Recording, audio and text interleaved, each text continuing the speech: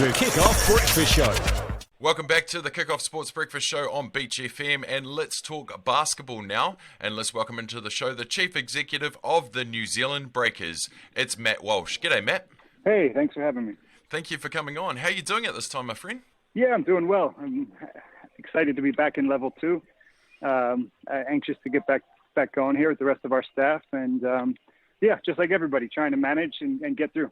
Awesome. Well, I don't want to go backwards too much because there is a lot we can talk forwards, but let's quickly talk about the last season. Mate, you changed the game, didn't you? Picking up one of the potential early drafters coming up in RJ Barrett, and others followed suit. How do you think the season went? Yeah, I mean, it was exciting to be the first team in the NBL to secure a next star in RJ Hampton. I think he's going to be a top 10 pick in this year's draft, which is obviously exciting not only for RJ and his family, but also the team and the organization moving forward.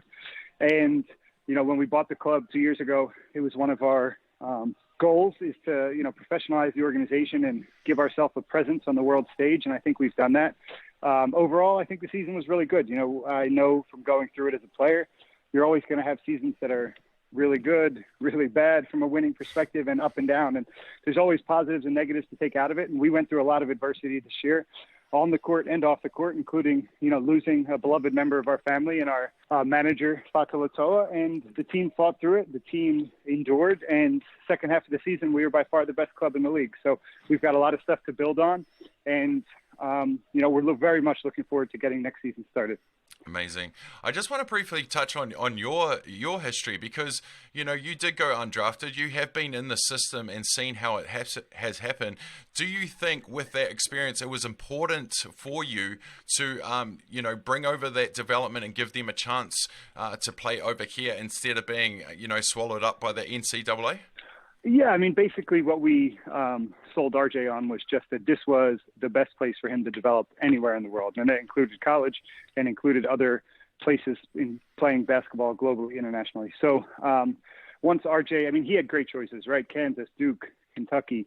These are all great schools. And I told him as much that I had a great experience in college and that I think if he went to college, he'd have a great experience. But he bought into what we were developing here. And it was really exciting. I've never been around an 18-year-old who's that talented, and to have him here for the 6 months was really a pleasure, and I look forward to watching his progress in the NBA. Do you think with what you guys did in the NBL this season has made the NBA take notes and restructure their development systems?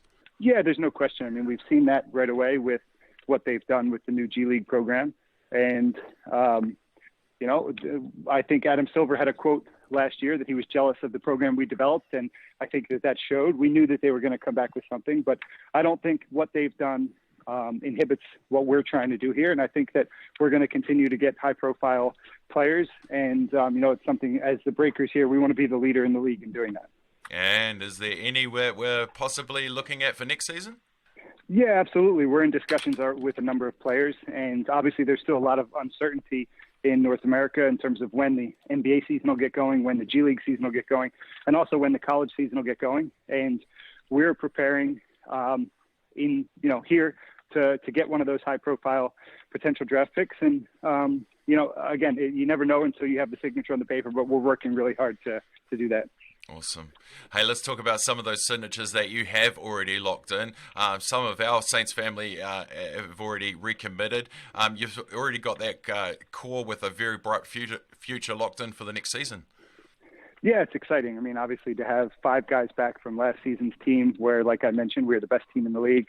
Tom Abercrombie's the leader of that group, and he's as professional and, he's just an amazing player and guy. He's coming off a career year. And then to have Rob Lowe, Corey Webster, Jared Weeks, and Finn Delaney, I think we're really in the driver's seat for a great season. And we're working hard to secure some other really high-level Kiwi talent. And we're going to try and bring Scotty Hopson back and possibly some other imports and really build on what we did last year. Awesome. Do you see yourselves taking the game on the road more, maybe a couple games around New Zealand?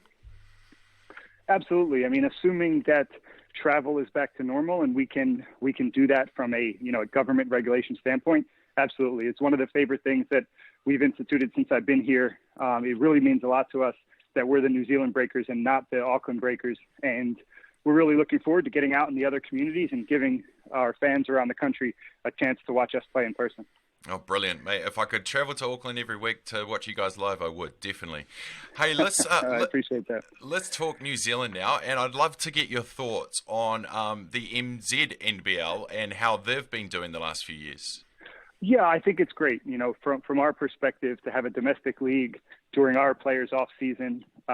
Obviously, it's a little bit different this year with coronavirus, but we've got a really good relationship with Basketball New Zealand and the NZMBL, and Justin Nelson, the GM there, and Ian Potter, the director of Basketball New Zealand. And we want to continue to work very closely with them to grow the game of basketball. When we look at our mission statement here, it's to use the basketball to give back to the community and to grow the game. And I think Basketball New Zealand's doing their best to do that through the NZMBL. And any way that we can ever be supportive, we're going to continue to try and do that.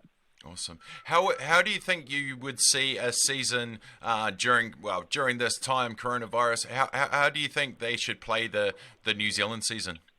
Yeah, I mean, it's really tough. I feel for them. We were very fortunate that we got our season finished. Obviously, they're trying to navigate a really tough time, not only for sport, but for everyone. Everyone's going through something related to coronavirus. So I think they're doing their best. I don't think that there's a perfect solution. I think anything that they come up with, there's going to be, challenges and struggles. But I know that Justin is working really hard, and the rest of Basketball New Zealand, and I'm sure they're going to come up with a really good product. And, I look forward to watching. Absolutely. Yep. Well, lastly, Matt, I just want to say, I just want to ask, how have you found your time in New Zealand, mate? How have you found us Kiwis? And will we have you around for a lot longer? Oh, no, man, I can't wait to get out of here. I'm just kidding. This is the best. I've been very vocal. I feel very blessed that my family has been able to go through this, really strange, tough times here in New Zealand. The people largely have been so welcoming to myself and my family and, the rest of my partners. We just love it here. I love being the owner of the Breakers, and I love being part of this wider family. We've got an amazing staff that we've worked really hard to build out. We've got an amazing coaching staff and really just amazing players. And it's something that I want my children to be able to grow up around. And we've got a 5-year visa. And when that comes up, hopefully we'll get another one. And if not, I think Jacinda, whoever's around, is going to have to kick us out because we just absolutely love it here. And, we have no plans to go anywhere anytime soon. Oh, great to hear, Matt. Well, thank you so much for your time today. Go well, my friend. Keep making us proud as you've been doing, and look forward to catching up nearer the season as we get closer to some more basketball. Yeah, anytime. I really enjoyed it. Thank you.